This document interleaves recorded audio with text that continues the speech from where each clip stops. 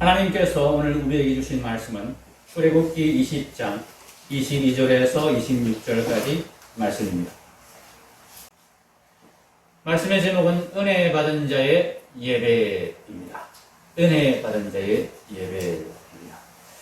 하나님께서 우리에게 예배를 가르치십니다. 오늘 본문 말씀은 제단에 관한 말씀이 중심을 이루지만은 예배의 기본 자세를 우리에게 가르쳐 주시는 그런 말씀입니다. 예배는 은혜 받은 자가 하나님께 드리는 감사다 하는 것이 예배에 대한 가르침의, 하나님의 가르침의 핵심입니다. 왜냐하면 오늘 주신 이 말씀이 20장 1절부터 주신 이 십계명에 대한 말씀에서 쭉 이어지는 말씀이기 때문에 그렇습니다. 하나님께서는 십계명을 주시면서 하나님께서 우리에게 베푸신 은혜에 대해서 알려주셨습니다. 그런 말씀 문자를 잘 읽으신 분들은 충분히 이제 내용을 이해하시겠지만은 이 십계명은 하나님께서 은혜 받은 자들, 구원 받은 자들에게 주신 말씀입니다. 예, 잠시 소리가 났습니다. 별건 아닌 것 같습니다. 안 나가셔도 될 것 같습니다. 하나 드십시오. 소리만 요란했지 뭐 특별히 아주 둥탁한 소리는 안 났으니까 누가 다치거나 그런 것은 아닙니다. 그냥 뭐가 하나 넘어진 것입니다. 예.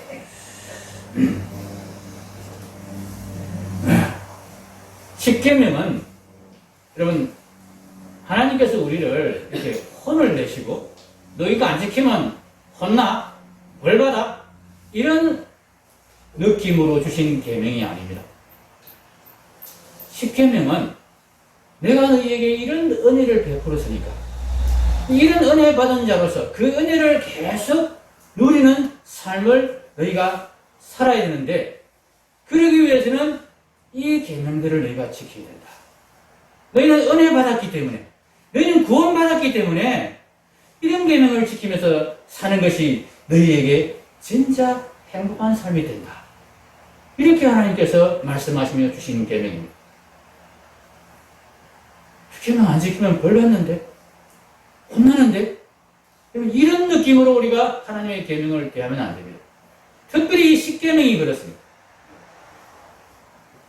물론 율법 중에는 하나님께서 지키지 않을 경우에 혼을 내시고 하나님께서 우리에게 엄포를 놓으시는 그런 계명도 있습니다. 그러나 적어도 이 율법의 아주 핵심이고 액기스라고 할 수 있는 이 십계명만큼은 그런 의도로 주신 것이 분명히 아닙니다. 하나님께서 십계명을 주시면서 맨 처음에 십계명의 서문에 하신 말씀이 있습니다. 너희가 왜 이 계명을 지켜야 되는지, 너희가 왜 이것들을 중요하게 여기면서 너희가 마음에 명심해야 되는지 그 이유를 먼저 말씀하시고는 십계명을 주셨습니다. 자, 십계명의 맨 첫 서문, 이 서문은 여러분 10가지 계명 전체보다 더 중요한 내용입니다. 왜냐하면 이 계명을 하나님이 주시는 이유에 대해서 왜 너희가 이 계명을 지켜야 되는지, 왜 이것을 중요하게 여겨야 되는지를 그 이유를 말씀하시는 것이기 때문에 그렇습니다. 십계명의 서문이 무엇입니까? 20장 2절을 한번 찾아가 보십시오. 출애굽기 20장 2절에 어떻게 되어 있습니까? 다 같이 읽겠습니다. 출애굽기 20장 2절 말씀. 나는 너를 애굽 땅 종되었던 집에서 인도하여 낸 네 하나님 여호와니라. 그러므로 너는 나 외에는 이렇게 되는 겁니다. 2절과 3절 사이에는 사실상 이 그러므로가 생략되어 있습니다. 나는 너를 애굽 땅 종되었던 집에서 인도하여 낸 내 하나님 여호와니라. 내가 너를 종되었던 곳에서 비참한 인간의 삶이라고 할 수 없는 그런 삶 가운데서 너를 인도하여 대가를 받고 무슨 다짐을 받고 서약을 받고 인도해낸 것이 아니라 너희에게 아무것도 요구하지 않고 너희가 나에게 아무것도 해준 것이 없음에도 불구하고 나는 아무 조건 없이 오직 은혜로 아무 값 없이 너희를 애굽 땅 종되었던 집에서 너희를 인도하여 내었다. 그것이 나의 여호와다. 여호와 하나님의 이름은 우리를 구원하시는 하나님의 이름입니다. 우리를 반드시 구원하시는 하나님. 우리가 잘못했던, 우리가 잘했던 상관없이 하나님이 우리에게 약속하셨기 때문에 아무런 조건 없이, 값 없이 우리를 구원하여 내시는 하나님의 이름이 바로 여호와입니다. 그 여호와의 이름에 합당하게 나는 너희를 애굽 땅 종되었던 곳에서 인도하여 내었다. 아무 조건 없이 인도하여 내었다. 너희가 너무나 잘 알지 않느냐. 그런 내가 너희에게 이 계명을 준다. 자, 그런 하나님이 십계명을 주셨습니다. 하나님이 앵벌이 시키려고 십계명 주셨겠습니까? 내가 이제 그만큼 너희에게 해줬으니까, 그러니까 너희가 나한테 이제 갚을 차례다. 그러면서 갚으라고 그렇게 십계명을 주셨겠습니까? 그렇다면 이 첫 번째 말씀을 안 하셨을 것입니다. 하나님께서는 우리가 하나님의 은혜 받은 그것을 온전히 누리기 위해서 이런 계명들을 지켜야 된다는 것을 알려주시는 것입니다. 이 십계명의 서문이 좀 더 명확하게 나타나 있는 곳이 바로 사계명입니다. 이 사계명은 어쩌면 십계명 전체의 대표가 되는 계명이라 할 수 있는데요. 대표가 되는 계명이라고 할 수 있는 이유가 여러 가지 있습니다만은 두 가지입니다. 이 십계명의 서문을 다시 한번 사계명에서 하나님께서 되풀이해서 강조하고 있기 때문이고, 또 한 가지는 이 사계명이 십계명 중에서 가장 긴 계명이기 때문에 그렇습니다. 중요한 것은 길게 말씀하십니다. 우리가 설교 가운데서도 제가 중요한 것은 좀 잔소리같이 두 번, 세 번 다시 말씀드리지 않습니까? 하나님 마찬가지입니다.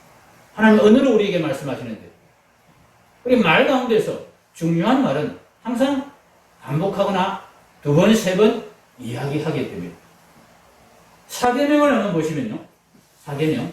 안식일을 기억하여 거룩하게 지키라. 20장 8절이죠. 그죠?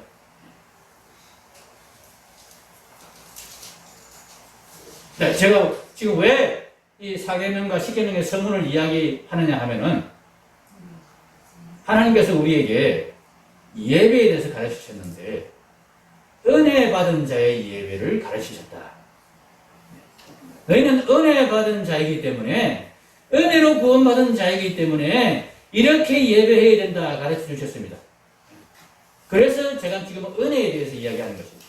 이 은혜가 무엇인지, 은혜가 어떤 것인지 그 은혜를 내가 제대로 알고 그 은혜를 실감해야만이 그래서 이렇게 예배 드려야 되는 것이 맞다 하구나 하는 것을 우리가 납득하고 가슴에 새길 수 있기 때문에 그렇습니다.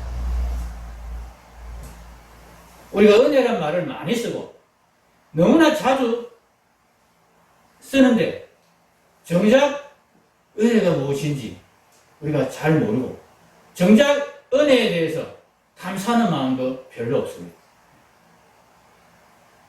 십계명을 통해서 하나님께서 우리에게 베푸신 은혜를 다시 한번 우리가 되새기고 정말 그렇기 때문에 우리의 예배가 이런 예배가 되어야 되는구나 하는 것을 확인하면 좋겠습니다.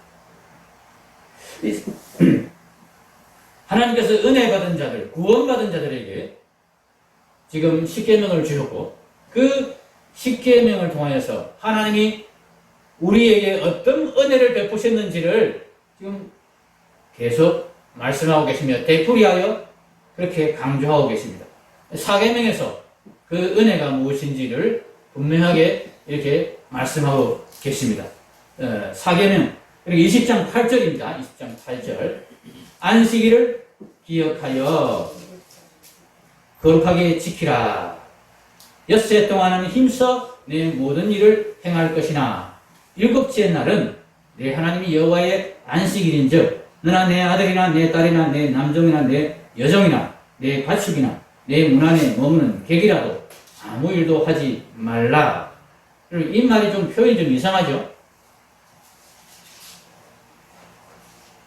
내 남종이나 내 여종이나 내 가축이나 내 문 안에 머무는 객이라도 아무 일도 하지 말라. 이게 말이 됩니까?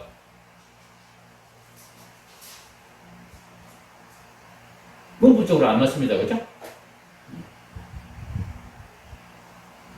너를 향하여서 너 하지 마 이렇게 말하면 되는데 너 친구에게 하지 마. 너 친구가 하지 마. 이런 말이 안 되죠. 그죠? 너 친구가 하지 마. 너 친구가 욕하지 마. 이 말이 됩니까? 너 욕하지 마. 이 말이 되죠? 이해 안 되십니까? 자, 제가 김명민 지사님한테 김 지사님 욕하지 마세요. 저 째려보지 마세요. 이런 말이 되죠? 예? 근데 김명민 지사님을 쳐다보면서 김명민 집사님 누구를 해야 되겠습니까? 자, 김명민 지사님 동생이 있습니다. 김명민 지사님 동생 나 때려보지 마 이렇게 말하면 말이 됩니까? 지금 여기 없어요. 지금 이 말이 무슨 말이냐 하면은 너에게 말씀하시면서 내 딸이나 내 남종이나 내 여종이나 내 가축이나 내 문 안에 머무는 객이라도 아무 일도 하지 마 이렇게 말씀하시는 거예요. 이렇게 말씀하신 게 아니에요. 사실은 내 남종이나 내 여종이나 내 문 안에 머무는 객이라도 아무 일도 하지 말게 해 이렇게 되어야 되는 거예요. 일을 하지 않는 것은 종이나 객이나 가축이지만은 정작 일을 하지 말게 해야 되는 명령을 받는 사람은 나입니다. 그러니까 일을 하지 않는 사람은 가축이나 종이나 남종이나 내 문 안에 임하는 객이지만은 그 일을 하지 말게 해야 될 명령 의무를 가진 사람은 누구입니까? 내가 그렇게 해야 되는 거예요. 내가 안식일을 지키는데 어떻게 지키느냐? 내가 먼저 일을 하지 않아야 되고, 동시에 내 문 안에 유하는 객, 내 권속, 내가 영향력을 미칠 수 있는 내 권한 속에 있는 모든 사람을 내가 일하지 않게 해야 된다. 그 사람들을 일하지 않게 만들기 위해서 내가 사실은 먼저 일하지 않는 것입니다. 회사에서 사장이 나와서 막 열심히 일을 하고 있으면 직원들이 마음이 불편해서 잘 못 쉽니다. 공휴일인데. 공휴일에 사장이 출근을 한다.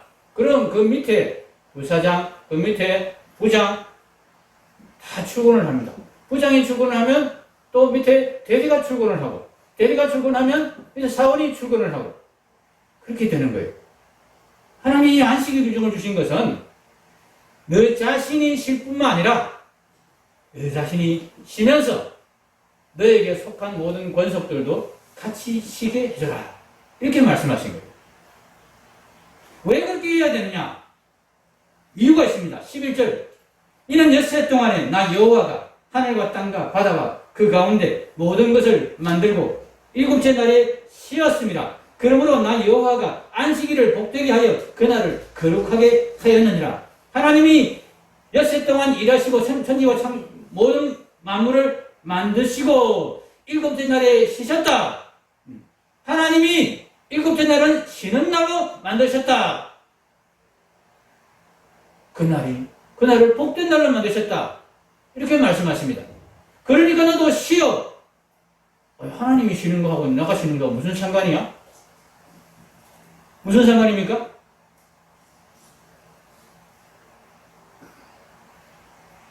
아니 부잣집 저기 대기업 회장이 쉬는 거하고 내가 쉬는 거하고 무슨 상관입니까?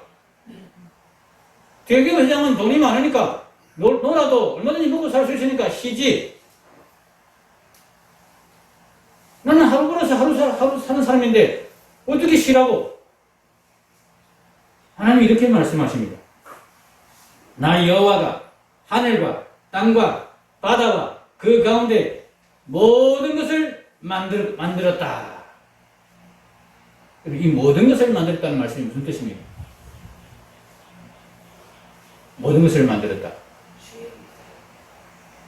주인이라는 뜻도 됩니다만은 모든 것, 부족함 없이 필요한 모든 것, 우리가 살아가는데 우리의 삶에 우리의 생명에 필요한 모든 것은 하나님이 다 만드셨다. 부족함 없이 만드셨다. 조금도 부족함이 없기에 하나님이 살펴보시고는 6일간 창조를 다 하시고는 하나님이 마지막에 사람까지 창조해 놓으시고는 하나님이 어떻게 말씀하셨습니까? 심히 좋았다. 그 전까지 하나하나 되어가는 공정을 보시고는 첫째 날, 둘째 날 이루어져가는 것을 보시고는 좋았다, 좋다. 이렇게 말씀하셨지만은 6일 창조를 다 끝내고 나신 다음에는 심히 좋았다. 다 되었다는 말. 하나도 부족함이 없다. 완벽하게 되었다는 얘기. 맨 마지막에 창조한 인간을 보시면서 그 인간의 삶에 필요한 그 인간이 이 온 세상을 다스리고 이 온 세상을 참 전복하고 이 온 세상을 이렇게 아름답게 꾸며가는데 필요한 모든 것이 하나도 빠짐없이 다 구비되었다. 돌아보니까 너무너무 잘 되었다. 하나님의 눈으로 보기에 이렇게 완벽하게 모든 것이 다 잘 되어서 그렇게 창조되었기에 하나님이 이제는 더 이상 창조할 것이 없다. 더 이상 못할 것이 없다. 이제는 쉬는 일만 남았다. 하나님이 피곤해서 쉬셨겠습니까? 하나님이 힘이 딸려서 쉬셨겠습니까? 다 되었으니까 쉬신 것입니다. 다 갖춰졌으니까 쉬신 것입니다. 그러니까 우리에게 말씀하시는 것입니다. 내가 다 만들어놨다. 쉬어라. 내가 다 만들어 놓은 것을 너희는 누리기만 하면 된다. 하나님께서 우리에게 주신 십계명은 누리는 계명입니다. 하나님이 다 이루어 놓으신 것을 누리게 하기 위해서 그 하나님 주신 모든 것들을 온전히 누리고 그것에서 행복을 찾게 만드는 계명이 바로 십계명입니다. 하나님이 다 주셨는데 그것에서 뭔가 부족한 것 같이 느끼고 그것에서 불만을 느끼고 그것에서 뭔가 자기의 욕심을 차리려고 하는 이런 인간의 마음이 하나님이 만드신 세상에 죄악을 가지고 그 죄악으로 인해서 하나님이 온전히 완벽하게 풍족하게 조금도 부족함이 없이 만들어 놓았음에도 불구하고 인간들 사이에서 다툼과 욕심과 싸움이 일어나게 되어 인간이 불행해진 것입니다. 그 죄악 가운데서 하나님이 다시금 우리를 회복시켜 주셨습니다. 하나님이 쉬어라, 안식해라. 내가 다 만들어 놓았으니까 너희는 이것을 누리면서 안식하면 된다 해 주셨는데 그 안식을 못 누리고 그 안식을 오히려 부숴버리고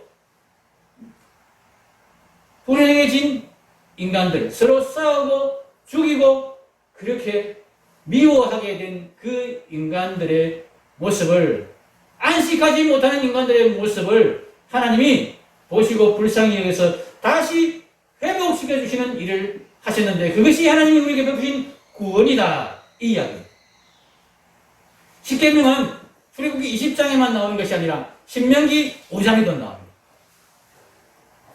똑같은 십계명입니다. 그런데 신명기 5장과 출애굽기 20장의 이 십계명이 딱 한 군데 다릅니다. 그것이 바로 신명기 5장 15절과 출애굽기 20장 11절의 말씀입니다. 안식일 계명을 주시면서 왜 너희가 안식해야 되는지, 왜 이 계명이 안식의 계명인지 이를 가르쳐 주시는 그 부분에서 신명기 5장과 출애굽기 20장이 다르게 말씀하고 있습니다. 그러면 십계명은 하나님의 계명이죠. 하나님이 주신 계명이죠. 이 하나님이 주신 계명이 여기에서 다르고 저기에서 다르고 그럴 수 있습니까? 동일한 하나님이 주신 계명인데, 하나님의 십계명은 같은 계명입니다. 동일한 하나님이 주신 계명입니다. 그런데 신명기 5장과 출애굽기 20장에서 왜 다르게 말씀하셨을까요?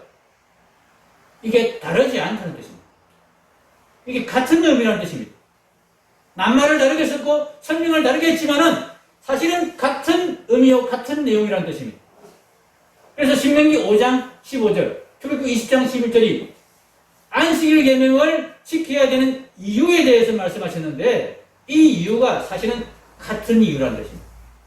본래 하나님께서 안식을 주셨으니까, 온전한 안식을 누리게 다 준비해 놓으셨기 때문에 너희는 이 안식을 이렇게 누려라. 내가 출애굽기 20장 11절에서는 이는 엿새 동안에 이렇게 말씀하십니다. 나 여호와가 하늘과 땅과 바다와 그 가운데 모든 것을 만들고 일곱째 날에 쉬었습니다. 그러므로 나 여호와가 안식일을 복되게 하여 그날을 거룩하게 하였느니라. 하나님이 모든 것을 다 만들고 부족함이 없기 때문에 하나님이 쉬셨다. 드디어 모든 것이 완성되었기 때문에 더 이상 창조하시지 않고 이제 창조가 완성되었다, 이렇게 선포하셨다. 그러니까 너희는 이 완성된 안식을, 완성된 천지창조를, 이 세상을 누리면 된다, 이렇게 말씀하셨습니다. 그런데 인간의 욕심이, 인간의 죄악이 하나님이 완벽하게 만들어 놓은 이 세상을 완벽하지 않게 만들어 버렸습니다. 하나님이 다 주셨는데 그것으로 만족하지 못하는 거예요. 하나님이 충분히 주셨는데 충분하지 않다고 생각하는 거예요. 내게도 충분히 주셨고, 김지사님에게도 충분히 주셨고, 이집사님에게도 충분히 주셨는데, 김지사님 쳐다보면서 김지사님께 더 좋아 보이는 거예요. 이집사님께 더 많아 보이는 거예요. 그거 뺏고 싶은 거예요.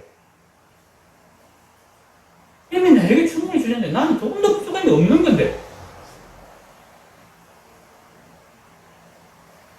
이런 마음이 우리를 불행하게 만들었어요. 이런 죄가 인간 가운데 만연하게 되었습니다. 그 죄 가운데서 하나님께서 우리를 다시 구원하여 하나님의 모든 풍족한 것들을 풍족하게, 행복하게, 만족하며 누릴 수 있는 이 구원을 하나님이 우리에게 다시 베풀어 주시겠다 한 것이 신명기 5장 15절에서 하시는 말씀입니다. 안식의 회복입니다. 첫 번째 경에서는 안식을 주셨으니까 이 안식을 누려라, 이렇게 말씀하신 것이고, 이 파괴된 안식을 하나님께서 다시 너희에게 되돌려 주신다, 그러니 안식을 누려라, 이렇게 말씀하시는 것입니다. 신명기 5장 15절 같이 한번 읽어보겠습니다. 너는 기억하라. 네가 애굽 땅에서 종이 되었더니 내 하나님 여호와가 강한 손과 편 팔로 거기서 너를 인도하여 내었나니, 그러므로 내 하나님 여호와가 네게 명령하여 안식일을 지키라 하느니라. 애굽 땅에서 종 되었다, 이렇게 표현한 것은 비유입니다. 죄의 종이 된 우리의 상태를 비유로 말씀하신 것입니다. 죄의 종이 되어서 하나님께서 주신 그 풍성함을 누리지 못하고, 하나님께서 우리에게 정말 부족한 것이 모든 것을 다 주셨는데 그것을 기뻐하며 누리지 못하고 오히려 그것으로 서로 싸우고 욕심부리고, 그래서 서로 시기하고 질투하고 하는 가운데 조금도 행복하지 못하고 그렇게 좀 힘이 드는 노예 같은 생활을 하고 있는 우리의 상태를 이야기하시는 것입니다. 그것에서 하나님께서 우리를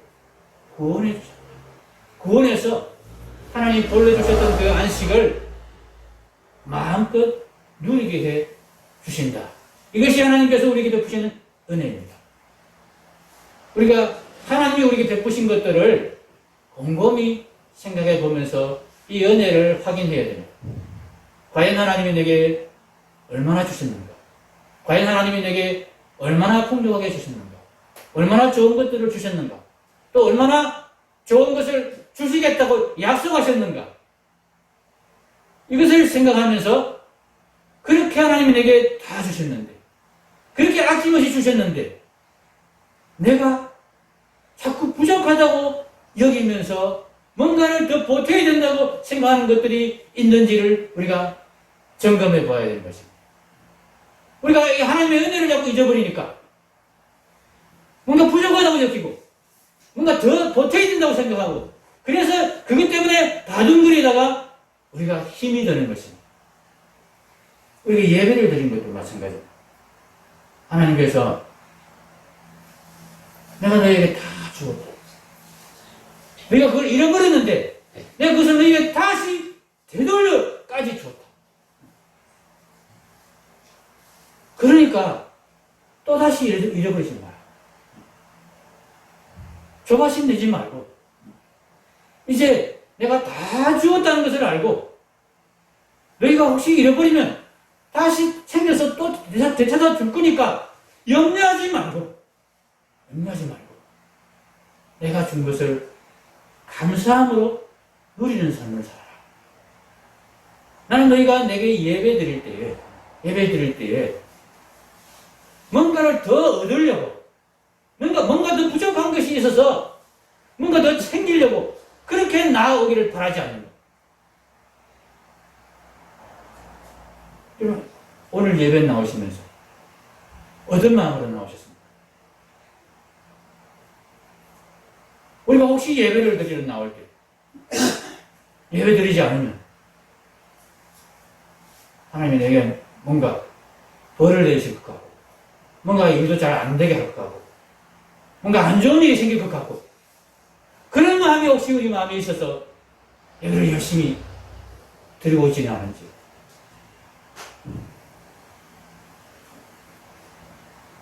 하나님 기분 나빠하십니다.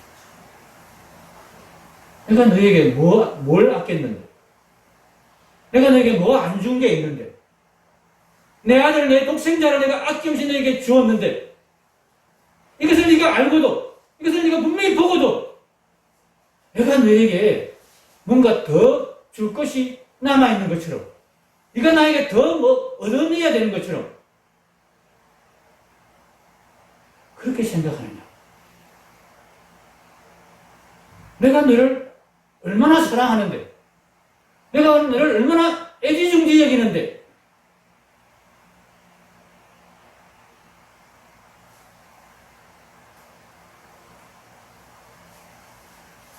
하나님은 우리에게 예배를 이렇게 가르치셨습니다. 출애굽기 20장 23절에서 26절.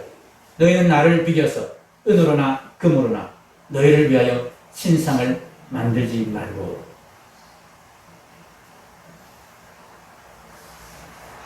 하나님의 모습을 만들지 말라 그러십니다.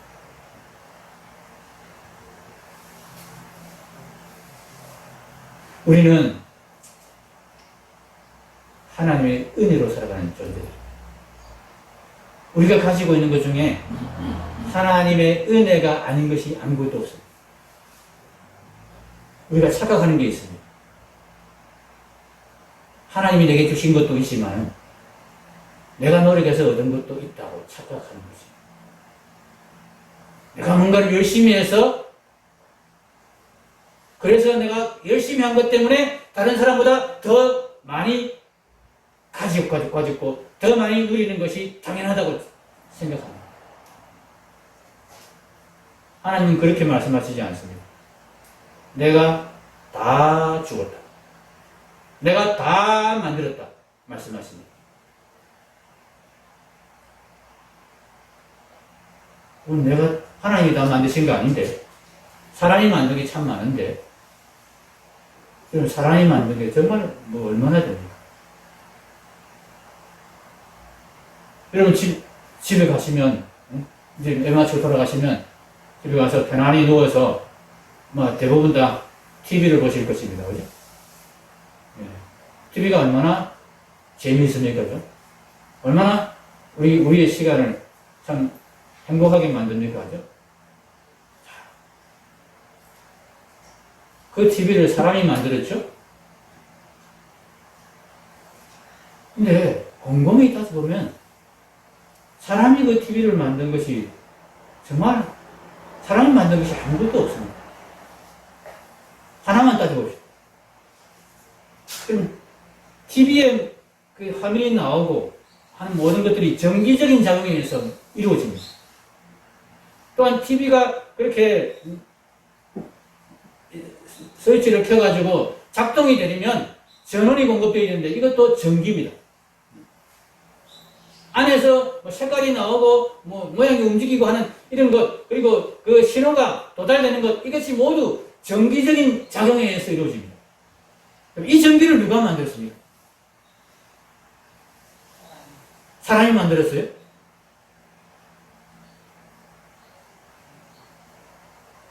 사람은 전기를 발견했을 뿐입니다. 사람은 발견한 전기를 끌어다가 갖다가 사용할 뿐입니다. 전기 못 만들어냅니다. 이렇게 하면 전기가 발생한다는 사실을 알았을 뿐입니다.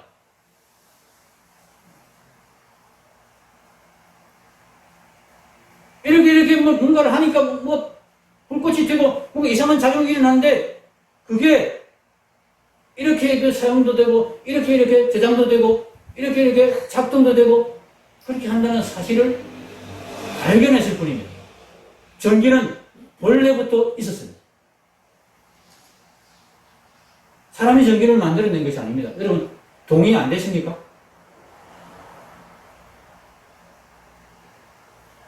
사람이 아무것도 없는 데서 전기를 만들어낸 것이 아닙니다. 전기는 자연 상태에서도 전기가 항상 발생합니다. 대표적인 것이 뭡니까? 번개입니다. 번개가 전기입니다. 사람이 전기를 발견하기 이전에 이미 세상에 전기가 있었습니다. 너무나 엄청난 전기가 있었습니다.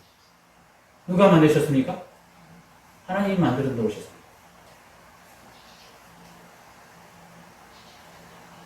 TV에 컴퓨터에 사용되는 반도체 그게 새로 만든 게 아닙니다. 본래 자연 속에 있었던 물질을 발견해서 사용하고 있는 것이 뿐입니다. 이와 같은 것입니다. 여러분 제가 저희 딸에게 선물을 받은 게 저희 태블릿 PC입니다. 여기 태블릿 PC를 작동하니까 뭐가 돼요. 자, 이걸 보고 여러분 중에 한 분이 그거 신기하네? 나도 한번 써보자. 가져갔다.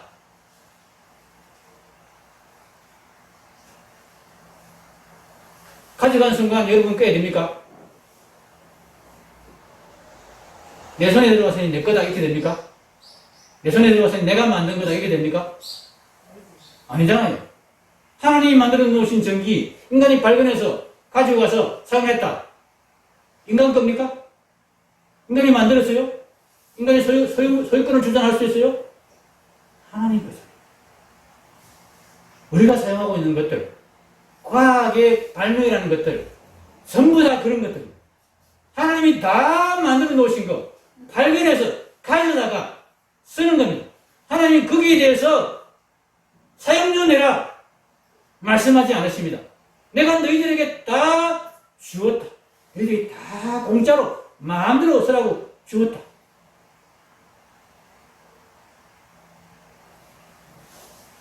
그것을 가지고 인간들끼리 쓰여 네 거니 내 거니 하면서 싸웁니다. 네가 더 많이 가지고 내가 더 많이 가지고 이렇게 싸웁니다.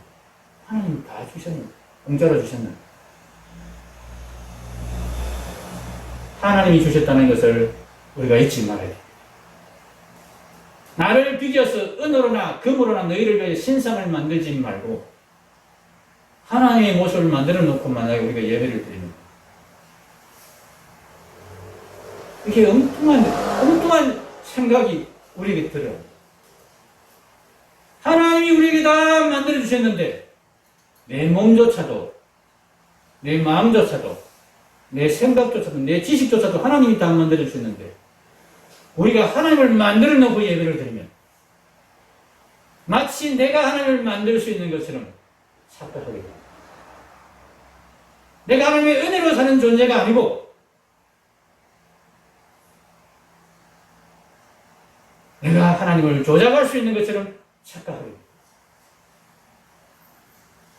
내가 이렇게 해서 하나님을 어떻게 하면 하나님이 내게 더 많이 주실 수도 있고 하나님 내게 더 잘할 수도 있고 이렇게 착각합니다.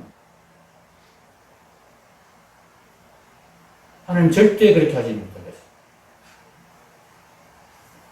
우리가 하나님의 모양을 만드는 순간 우리가 하나님을 조정할 수 있고 하나님을 우리가 컨트롤할 수 있다는 착각이 생기기 시작하기 때문에 우리가 하나님의 은혜로 사는 존재임을 잊어버리게 되기 때문에 하나님은 절대 하나님 모양을 만들지 마라. 그림도 붙이지 마라. 신상은 누구나 만들지 말고 그렇게 하셨습니다. 내게 토단을 쌓고 그 위에 내 양과 소로 내 번제와 화목제를 드리라. 토단을 쌓아라. 흙으로 하나님께 제사를 드리는 제단을 산다는 것이 어떤 의미입니까? 그 밑에 25절 말씀을 보면 이게 어떤 의미인지 알 수 있습니다. 네가 내게 돌로 제단을 쌓거든 흙으로 단을 쌓으니까 볼품이 없어요. 번쩍거리지도 않고 각도 안 나고 조금만 비가 오면 부슬부슬 무너져 내리고 금방 이게 낡아지고 그래서 돌로 제단을 쌓자 이렇게 된단 말이에요. 근데 하나님이 돌로 제단을 쌓아야 되거든 다듬은 돌로 쌓지 말라.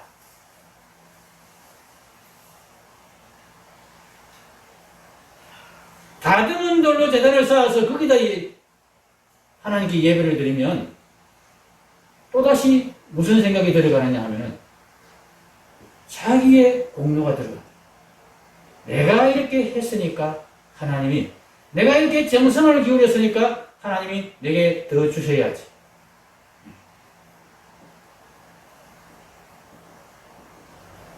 청계로 내 재단을 오르지 마라. 이 말씀이 무슨 말씀이냐 하면 높이 청계를 쌓지 마라. 하나님 재단 좀 높아야지.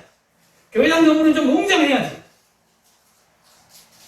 크고 웅장하게, 번듯하게, 화려하게 그렇게 예당을 지어서 예배를 드리면 하나님이 더 기뻐하실 거예요. 하나님 그렇게 하지 말라고 그러셨어요.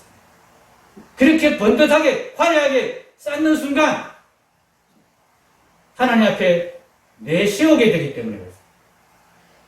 하나님 이만큼 제가 하나님께 드렸습니다. 네가 뭘 드렸는데? 뭘 줬는데? 다 내가 준 거잖아. 하나님이 다 주신 거잖아요. 하나님이 다 만들어 놓으신 거잖아요. 근데 그걸 가지고 거기다가 자기가 뭔가 손을 조금 대고는 자기 것처럼 하나님께 생색을 내고 있습니다. 하나님의 은혜로 산다는 이 의식을 자꾸 잊어버리게 되는 것입니다. 그렇게 되면 감사가 나오지 않습니다.